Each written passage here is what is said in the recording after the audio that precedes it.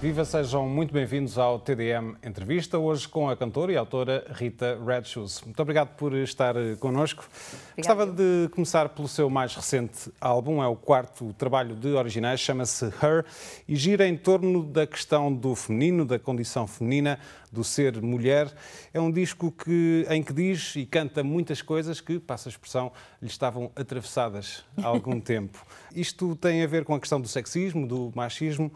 É algo que tem sentido na pele? Sim, de certa forma. Ao longo do tempo, sobretudo em trabalho, depois outras situações caricatas do dia-a-dia, mas mais numa situação de trabalho, e quando fiz parcerias com homens, senti um bocadinho essa distinção e eu acho que, enfim, de alguma forma eu acho que fiquei um bocadinho zangada com algumas das situações e não estava à espera.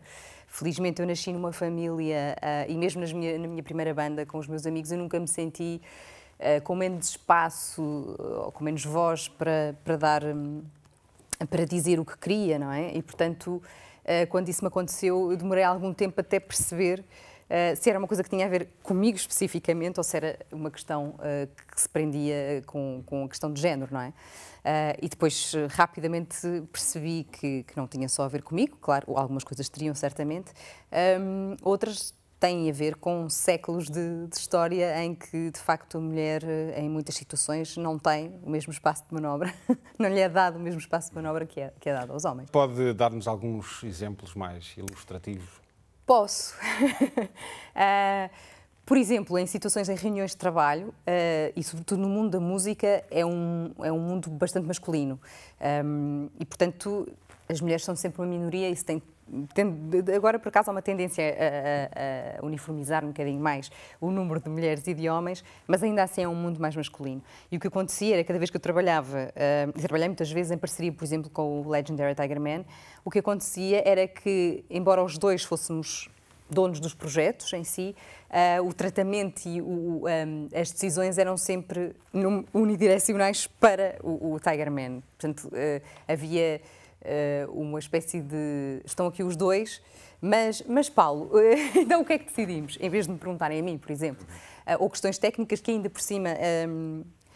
No caso em concreto, até era mesmo a Rita que estava mais por dentro. Era eu que estava mais por dentro e havia sempre quase uma necessidade de certificar que aquilo que eu tinha acabado de dizer, tecnicamente, se era assim ou não, então, portanto, era melhor perguntar ao Paulo a seguir, ou... Enfim, isto aconteceu inúmeras vezes. Eu nunca senti das pessoas que trabalham diretamente comigo, porque lá está, percebem o que é que eu faço, de que forma é que eu faço, o que é que eu sei, o que é que eu não sei. Portanto, eu nunca senti isso. Era mais em contexto, e hoje sinto muito menos, e também tem a ver com o facto de eu estar mais alerta e também ter uma postura logo à partida diferente em relação a isso. Mas, de facto, ou, por exemplo, ter feito uma banda sonora também em conjunto e na altura de receber o prémio chamarem só o homem, em vez das duas pessoas que tinham feito. Isto aconteceu-me. É uma questão em que pensa e que incomoda há bastante tempo, mas este álbum é lançado agora, há relativamente pouco tempo. Isto tem a ver também com razões que se prendem com a sua própria biografia. Por outras palavras, porquê agora? Eu acho que eu demorei algum tempo a também perceber como é que eu lidava, como é que eu queria lidar com isto, e também fui ao longo do tempo trabalhando com outras mulheres, não músicas especificamente, atrizes, escritoras, realizadoras, e que inevitavelmente as conversas às vezes vinham parar a este sítio, portanto este sentimento um bocadinho de então, mas porque é que isto se passa desta forma? E, portanto, isto foi uma coisa um bocadinho crescente e dada a altura não é que eu me tenha sentado propriamente e decidido eu vou fazer um disco a falar sobre isto. Aconteceu, de repente as canções que me foram surgindo todas giravam em torno desta temática de alguma forma. Não, e queria deixar isso explícito, porque às vezes feministas devíamos ser todos, ou então não precisarmos de ser de todo, mas há esta ideia de que as feministas é contra os homens, e a minha postura não tem nada a ver com isso. Também há vários tipos de feminismo, não é? Há extremistas ou não extremistas, eu não me considero absolutamente nada. Qual é que é o seu feminismo? O meu feminismo é um feminismo inclusivo, em que aquilo que eu acho que me faz sentido e que faz sentido em sociedade é uma espécie de igualdade respeitando as diferenças, porque de facto homens e mulheres são muito diferentes no seu funcionamento, enfim, fisicamente, e portanto é ter uma compreensão e não encaixotar e não pôr em gavetas. As mulheres são supostas fazer isto e os homens são supostos fazer isto, porque eu acho que isto é castrador também para os homens. E portanto esta é a minha visão, é estarmos mais alerta e termos espaço e flexibilidade para gerir estas diferenças, enquadrando-as e abraçando-as. Para além da questão da diferenciação dos papéis, tem sublinhado também que as mulheres têm mais papéis a desenvolver e que são mais pressionadas por causa disso. São, digo eu, e dizem uma data de mulheres que sentem isso, não é? A questão da maternidade é um dos papéis, eu ainda não sou mãe, mas eu sei que é uma questão muito presente para as mulheres, que é a questão da carreira e da maternidade. Eu própria senti sempre que com a minha profissão, o escolher a altura para ser mãe dependia de muitas coisas que tinham a ver com a carreira. E se calhar, não sei, os homens não sentem tanta essa pressão, não é? Portanto, há estes papéis que eu acho que a mulher às vezes tem dificuldade em gerir. E depois também há o papel de ter que ser mãe. Não é obrigatório, nem todas as mulheres podem querer ser mães. E eu acho que há uma data de clichês às vezes até, que as próprias mulheres têm de ser as primeiras a repensar e pensar, mas eu quero de facto fazer isto porque é suposto fazer, isto serve-me a mim, serve à minha vida, e escolher os papéis onde de facto nos sentimos melhor. E há muitos possíveis. Ou seja, para além da forma como a sociedade enquadra a condição feminina, digamos assim, para além do olhar do homem, também há um novo olhar que é preciso a mulher fazer sobre si própria. Sem dúvida. Esse deve ser o primeiro passo. Atenção, eu acho que há, e eu muitas vezes deparo-me com essas questões no dia-a-dia, que é eu ser a primeira a pensar, bem, se calhar eu estou aqui a gerir isto de uma forma, faz sentido que isto seja assim, ou é porque moralmente é suposto que eu faça, ou socialmente é suposto que eu faça. Portanto, eu tenho que ser a primeira, como mulher, a questionar isso e a resolver-me com essas questões, para depois poder lidar exteriormente com essas questões, não é? Muito bem. Há já 5 anos que fez um espetáculo, não sobre a condição feminina, mas um espetáculo em torno, uma espécie de homenagem, uma homenagem mesmo a cantoras e autoras e intérpretes, todas elas mulheres que a inspiraram de alguma forma, um leque muito abrangente de PJ Harvey, Amélia Muge, muitos outros nomes.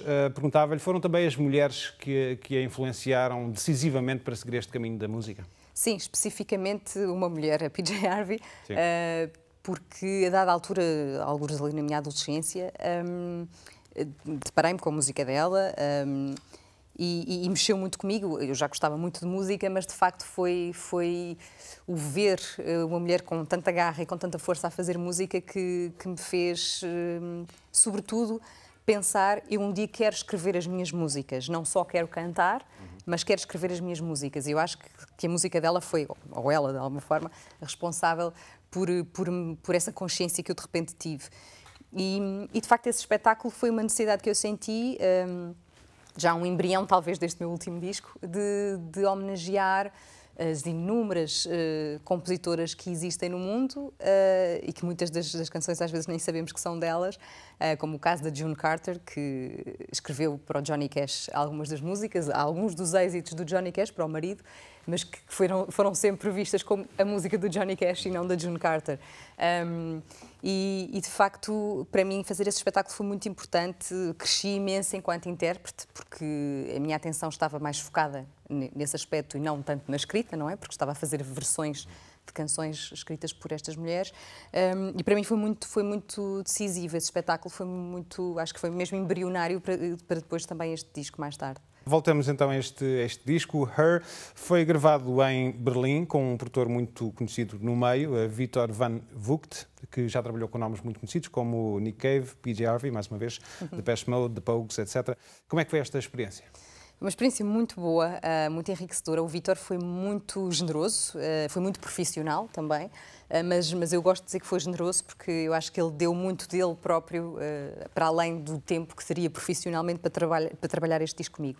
E o que aconteceu foi que o Vítor quis ir, neste caso a Lisboa, ter comigo primeiro antes de eu ir para Berlim, e trabalhámos na altura em minha casa. Portanto, ele entregou-se muito ao disco e procurou encontrar também comigo os caminhos e os músicos certos para a gravação deste disco. E acho que percebeu de imediato o que é que eu pretendia em termos sonoros e também a mensagem que eu queria passar. E o facto de ir para Berlim também foi a primeira vez que eu gravei um disco fora de casa, também mudou muita coisa, obviamente. E gravar com músicos de outra geração, uma geração mais velha, com uma experiência enorme, que gravaram discos que me marcaram imenso. Portanto, para mim isso foi tudo importante, mais no sentido daquilo que eles trouxeram, da sua riqueza enquanto músicos e identidade musical, para a minha identidade musical e para aquelas canções. E então tivemos momentos muito bonitos em estúdio, porque de repente estávamos sentados a ouvir as minhas maquetes, não é? Que eu tinha feito em casa, e queriam muito saber o que é que eu queria dizer com aquela música, o que é que eu queria ouvir. Portanto, senti-me muito respeitada e muito acompanhada também. Eu acho que eles vestiram mesmo a camisola, e isso para mim foi muito... deu-me uma autoestima, obviamente, porque são pessoas que trabalharam com imensas pessoas de quem eu admiro muito o trabalho, e portanto foi muito enriquecedor. Qual é que foi a reação do produtor e dos músicos em estúdio em relação à temática do disco? Eu acho que eles tiveram um duplo respeito, porque pensaram, bem, nós temos que mesmo que nos portar bem, somos só homens, aqui ela é a única mulher, e ela está a falar destas questões, mas eu acho que foi não sei se tem a ver com mentalidades ou mesmo com o facto de terem trabalhado também eles com muitas mulheres. Eu nunca senti, enfim, um cuidado excessivo ou uma preocupação excessiva na forma como lidavam comigo ou lidavam com o espaço que lhes era dado ou com o meu espaço, não é? Eu acho que era muito claro, o disco era meu, enfim, era eu que deveria, eu e o Vítor, neste caso, partilhar o rumo das coisas, e isso foi sempre muito claro. Portanto, são pessoas que estão habituadas profissionalmente a lidar com muitos desses ambientes. Nunca senti esta coisa de vamos receber o prémio é dado. Não aos dois, mas isso nunca aconteceu. Muito bem. Já falámos acerca das letras do álbum, mas musicalmente, como é que descreveria este Her? Este Her tem uma sonoridade que eu queria... tem qualquer coisa do meu primeiro disco, porque o meu primeiro disco tem um lado um bocadinho clássico, nomeadamente o facto de haver um quarteto de cordas, que eu, neste último disco, no Her, quis que houvesse do início ao fim, e o disco acaba por ser marcado muito pela presença das cordas. E depois também as próprias canções... andei a experimentar alguns caminhos, que também estão aqui, não é? Mas voltei neste disco, acho que voltei um bocadinho às minhas raízes de aprendizagem musical. Não que eu tenha em casa tido muitas referências de música clássica, propriamente, os meus pais ouviam muito mais música estrangeira, mas pop. Mas eu depois, quando fui estudar música, foi esse o meu percurso. Eu estudei canto lírico durante anos e piano, e acabei por ter essa linguagem. E, de facto, eu tenho uma paixão enorme pelo som, a sonoridade de orquestra e de cordas. E então, gosto muito de fazer essa mistura, que eu acho que é aquilo que também quero explorar a seguir, de pop, de uma linguagem pop de canção, não é? Mas depois com todas essas referências mais clássicas e misturar essas linguagens. E eu acho que a minha voz é aí que também tem mais espaço para dizer as coisas de uma forma mais clara. Portanto, em certo sentido, é também um certo regresso às raízes e aos Atomic Bees dos anos 90, a par de muitas outras coisas. Isso já foi mesmo noutra vida. Os Atomic Bees foram, de facto, o início de tudo. Eu acho que não podia ter tido a sorte de começar melhor, porque comecei entre amigos e com o meu irmão na banda, aprendi imensas coisas, e foi aí que eu percebi que queria fazer música. E eu acho que sim, de alguma forma, apesar de nenhum de nós ter músico clássico ou ter estudado música clássica, havia ali um pop clássico. E eu acho que também isso me influenciou, obviamente, depois na forma como eu comecei a compor as minhas próprias músicas. Teve depois um projeto chamado Photograph, e foi aí que foi, entre aspas, descoberta ou redescoberta por David Fonseca, com quem trabalhou durante vários anos. Sim, acho que 6 ou 7 anos, sim. Acompanhei o David ao vivo e em discos também, a gravar com ele piano e teclados, e fazia segundas vozes durante 7 anos praticamente, que também foi uma escola muito, muito boa. O David na altura achou que eu seria a pessoa para preencher o lugar na banda dele ao vivo, e isso deu-me uma grande estaleca, e aprendi imensas coisas com ele e com toda a equipa, não é? Porque, para todos os efeitos, os Atomic Bees era uma banda de garagem, quer dizer, não chegámos ao nível do Silence 4 ou do David Fonseca a sol. E, portanto, eu de repente aterro ali com 22 anos, se não me engano, ou 21, e vejo o que é o lado profissional da música. Isso fez-me aprender e fez-me crescer enquanto pessoa e enquanto música. Isso foi uma coisa muito importante. Olhando para trás e, por exemplo, para um grande sucesso que teve durante essa parceria com David Fonseca, Hold Still, considera que foi uma rampa de lançamento também para a sua carreira? Foi, eu acho que de alguma forma as pessoas que acompanhavam mais de perto o trabalho do David acabavam por me conhecer enquanto teclista, não enquanto vocalista. Algumas conheciam os Atomic Bees, mas muito poucas. E de repente o facto do David me convidar no segundo disco dele a solo para fazer aquele dueto com ele abriu, obviamente, a janela a que outras pessoas pudessem vir descobrir o que é que eu tinha feito para trás, ainda sem disco a solo, e também muitas das pessoas com quem eu depois vim a trabalhar na indústria musical em Portugal. Foi ali uma espécie de uma oportunidade para eu mostrar, pronto, é assim que eu canto, pelo menos naquela altura. E também para o público. A verdade é que depois, quando saiu o meu disco em 2008, algumas dessas pessoas que acompanhavam mais de perto o David vieram facilmente ter comigo. Pareceu-me ouvir um pouco de David Fonseca no tema Mulher. Estou Sim. errado? Não sei, especificamente no tema mulher, não sei. Aliás, ao início havia muita gente, lá está, eu acho que também um bocadinho esta ideia de que as mulheres se calhar têm que ter padrinhos ou pais. Não é nesse sentido, não é nesse sentido. Mas trabalhou com ele, cantou com ele durante 6 anos. Claro. A minha pergunta ia no sentido de, será que, para além de a ter lançado, moldou também um pouco a sua forma de escrever, de ver a música, de escrever canções? Eu acho que não. O que acontece é que as pessoas com quem eu trabalhei, mesmo o Tiger Man trabalhei muitas vezes, e embora sejam universos distintos, eu acho que o meu universo musical de referência é parecido. Temos muitos pontos de encontro, David e eu, nas coisas que ouvimos. E, portanto, eu acho que a semelhança a vir vem mais daí. Okay. Porque, na verdade, eu quando comecei a escrever nos Atomic Bees, e o David depois conheceu-me com Photographs, muitas das músicas dos meus primeiros discos já estavam escritas nessa altura. Ou seja, eu acho que o embrião da minha linguagem musical eu fui descobrindo com os Atomic Bees e depois o tempo que passei sozinha a compor. O que acontece é que às vezes as referências de facto são idênticas e, portanto, aquilo que nos influencia acaba por vir tudo do mesmo sítio, não é? Já agora há pouco falava de PJ Harvey, que outras grandes referências é que tem ainda hoje? Eu acho que para mim, incontornável a Maria Callas, no mundo da clássica, a Nina Simone, no jazz. Curiosamente, como escritora, eu gosto muito da Dolly Parton, que é uma faceta que nós não conhecemos tanto da Dolly Parton, mas ela é uma escritora de canções maravilhosa. Sei lá, e depois há outros nomes que vão surgindo, Bat for Lashes, há assim Saint Vincent, há assim umas novas referências que eu acho que não ouço na minha música propriamente, mas que me estimulam. São pessoas, são mulheres que eu sigo sempre e estou sempre atenta ao que é que estão a fazer. E às vezes mais do que a música é talvez um certo ambiente, é diferente? Sim, acho que tem a ver com isso. E depois o facto de voz feminina ser, obviamente, diferente.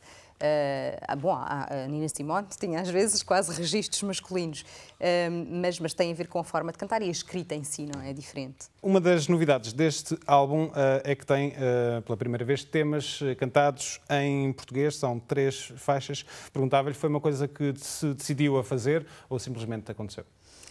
Era uma vontade que eu já tinha há algum tempo. Só que nunca me tinham surgido as canções com as quais eu estivesse satisfeita para as gravar em disco. E o que aconteceu de repente foi que também tive uma data de convites de outras bandas que cantavam em português em Portugal para fazer duetos, por exemplo o GNR, os Couple Coffee, enfim, uma data de projetos. E de repente eu também comecei a conhecer-me melhor a cantar em português e comecei a escrever mais em português. E de repente surgiram estas 3 canções que me faziam todo sentido em relação à temática geral do disco. e saíram de uma forma muito espontânea. E eu só acredito nas canções que saem assim. Se ficar muito tempo a escrever uma canção, de repente começo a achar que aquilo já está ali muito mastigado e deixo de lado. E, portanto, essas 3 canções apareceram, de facto, de uma forma assim muito livre. E eu pensei, pronto, é desta. E ficou contente com o resultado? Fiquei contente. Uma das canções, O Vestido, foi a que me demorou mais tempo, embora tenha sido a primeira a aparecer. Mas eu não estava totalmente contente com algumas coisas na canção e resolvi desafiar o Pedro da Silva Martins, que é um ótimo escritor de canções, escreve maioritariamente para os de Olinda, mas não só, e disse, olha, Pedro, eu gostava de desafiar a fazeres isto a meias comigo. A canção chama-se Vestido e, no fundo, foi vamos cozer os dois um vestido, a ver como é que um homem cose e como é que uma mulher cose. E essa é uma parceria que também foi um lado interessante no meio do disco. Tirando este caso em particular, perguntava-lhe como é que é o seu processo criativo, como é que lhe surgem as canções. Já nos disse que não gosta de mastigar muito demasiadas canções, é sinal que não vão a lado nenhum. Mas quando as coisas lhe correm bem, como é que acontecem? É um bocadinho inexplicável a questão do aparecimento de canções. Não acontece todos os dias, não acontece em todas as situações e muito menos quando é forçado. É muito difícil, pelo menos para mim, na forma de fazer as coisas. Claro que há alturas em que eu me proponho escrever músicas e depois há prazos também, isso ajuda-me. Mas no fundo eu acho que o que acontece é que eu no meu dia-a-dia, de alguma forma, estou sempre a compor e a escrever canções, embora se calhar não pegue no instrumento e materialize, entre aspas, música materializada, não acontece, mas não concretize no fundo as ideias. O que acontece é que elas ficam aqui. E depois há dias e há momentos em que de repente se pega num instrumento, eu às vezes brinco e digo que aquela música vinha dentro daquele instrumento, porque de repente parece que a canção foi toda trabalhada e aparece de repente. Eu acho que não é de repente, não é? Há um processo interno enfim, não certinho, não organizado, e que gera canções. Há quem diga que as canções andam aí e de repente há uma espécie de sintonia. Hoje sintonizo eu e tiro uma canção, amanhã outra qualquer. Mas sente a necessidade, por exemplo, de registar ideias no telemóvel, no gravador, alguma coisa assim, para não se perderem? Sim, isso sim. Quando eu acho que de repente tive uma ideia brilhante, que às vezes no dia a seguir não acho nada, mas pronto, mas penso, não, eu tenho que registar isto, porque a verdade é que cada vez mais somos bombardeados com informação e com referências, o que acontece é que se perde, e portanto o meu telemóvel, antes era daqueles gravadores de jornalista, daqueles de cassetes pequeninas, o meu primeiro disco está todo nessas cassetes, hoje em dia é o telemóvel, sim. Também lhe surgem ideias para canções durante ou depois do sono? Sim. Dizem que, e eu acredito que sim, embora haja muitos estudos ainda e é um mistério a questão do sono e do sonho, mas de facto eu acho que o dormir para mim é essencial e para funcionar, e os sonhos são uma coisa muito presente para mim. Portanto, eu lembro-me de todas as noites dos sonhos que tive. E já me aconteceu, não só no primeiro disco, mas noutros discos, em sonhos virem ideias que depois passam a ser canções, coisas muito, muito claras, muito precisas, e que quando acordo, ok, eu acho que está aqui o início de uma canção. Por exemplo, o Choose Love, do meu primeiro disco, é um dos casos, o Woman Snake, do meu terceiro disco, e depois outras referências que me vão aparecendo e que de repente dão origem a letras ou a universos para videoclipes. Portanto, para mim, dormir é muito... Eu nunca estou, de facto, a dormir, eu estou sempre a trabalhar.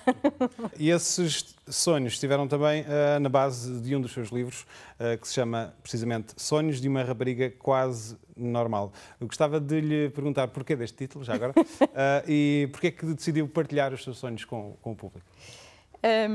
Bom, quase normal acho que somos todos. Felizmente ninguém é normal, e essa coisa da normalidade tem muito que se lhe diga. Portanto, no fundo, podia dizer-se Sonhos de uma Rapariga normal, dentro da normalidade. Eu confesso que eu nunca imaginei vir a fazer um sonho, a escrever um livro, não é, sobre sonhos. Foi coisa que nunca me passou pela cabeça. O que aconteceu foi que, a dada altura, eu cruzei-me com um editor da editora Guerra e Paz, Manuel Fonseca, de quem eu gosto muito, numa entrevista que nada tinha a ver com o meu trabalho e com o trabalho dele. Mas houve uma grande empatia e eu senti-me o suficientemente à vontade para um dia escrever-lhe, como eu escrevo contos e, enfim, que nunca fiz nada com isso, mas tenho lá e pensei, eu se calhar precisava de uma opinião técnica de alguém que me dissesse, olha, eu acho que devias melhorar isto ou alterar isto. Então enviei-lhe. Claro que nesses textos que eu lhe enviei tinha alguns sonhos que eu tinha escrito para não me esquecer, não é?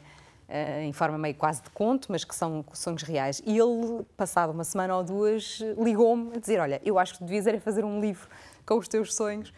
E eu disse, eu preciso aqui de um bocadinho de tempo para pensar se isso é uma ideia que me agrada, partilhar os meus sonhos, que ainda por cima não são inventados, são reais com o público. E ele lá me convenceu e, portanto, iniciámos ali um projeto que me deu muito gozo fazer. Acabei por fazer as ilustrações também do livro.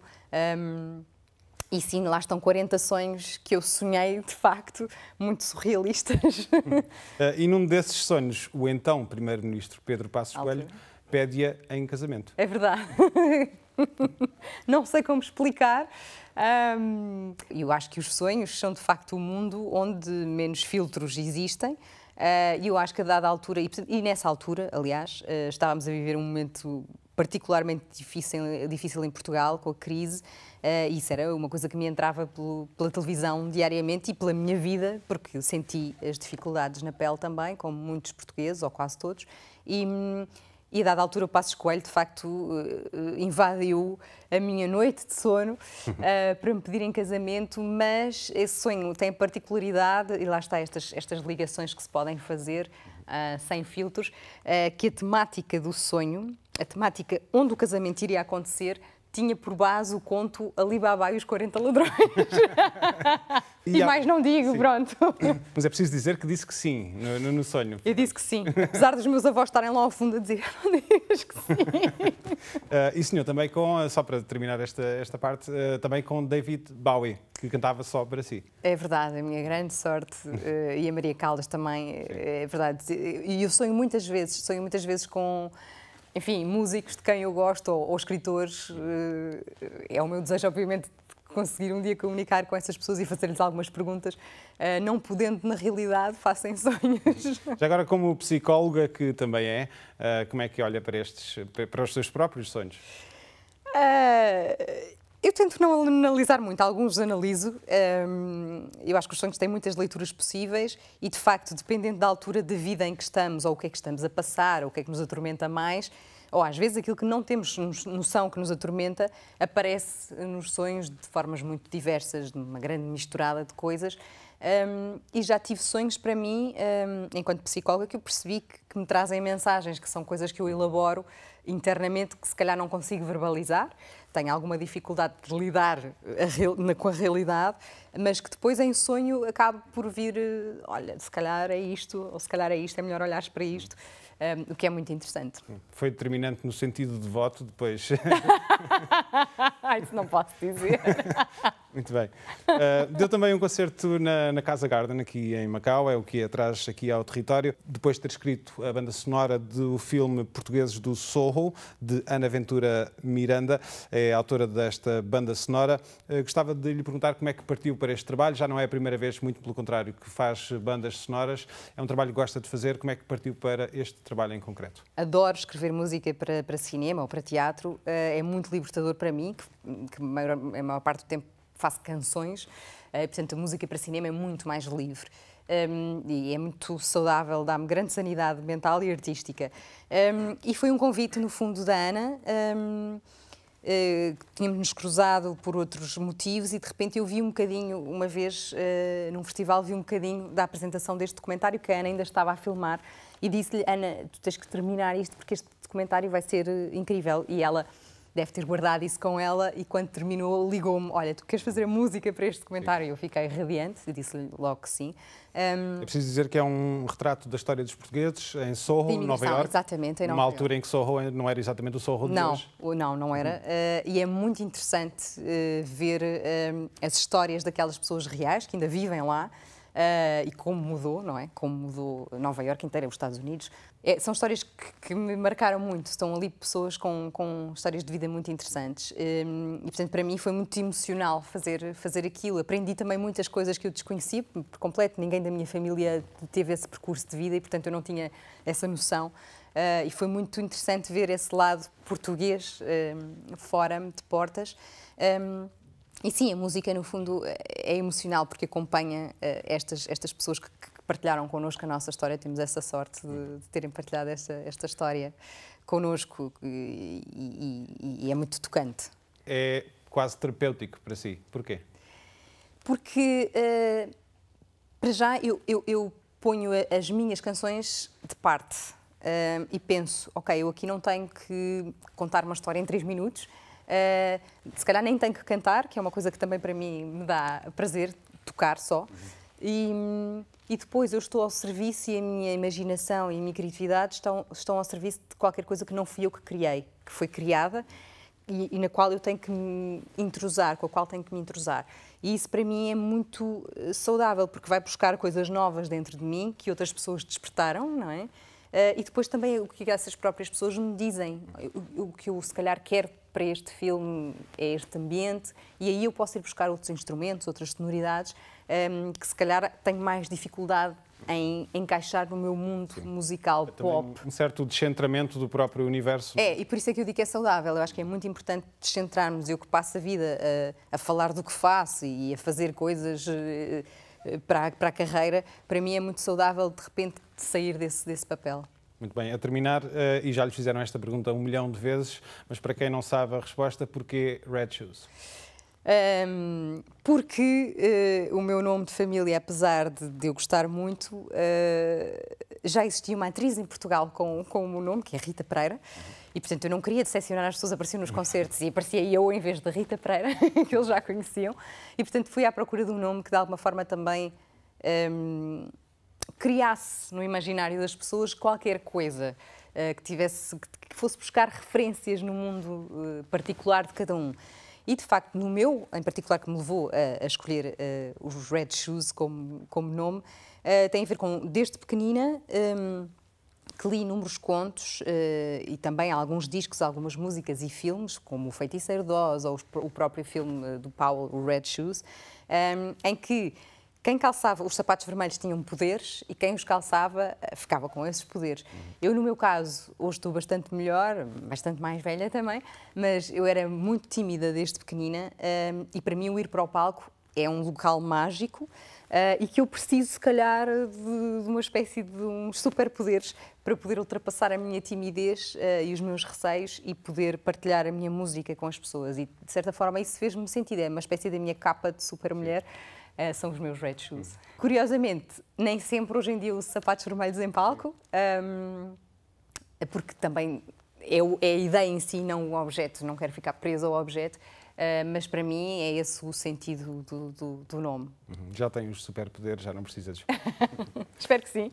Rita Red Shoes, muito obrigado. Vamos ter Obrigada que ficar por aqui. Até uma próxima. Obrigada. Nós voltamos para a semana, contamos consigo. Até lá.